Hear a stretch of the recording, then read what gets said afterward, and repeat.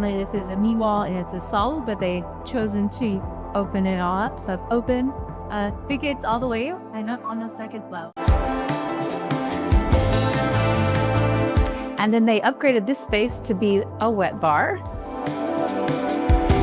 Have the floating shelves, the shiplap behind, soft close cabinets.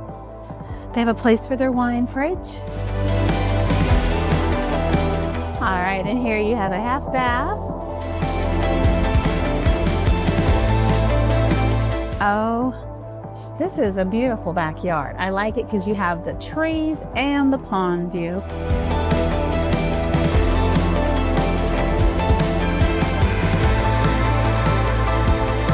Oh, and little turtles in the pond swimming. They just dove in. Well, let's go on inside and check out the upstairs. Okay, so the family, they decided they chose to personalize the staircase. Normally this is a knee wall and it's a solid, but they chosen to open it all up. So open, big gates all the way and up on the second level.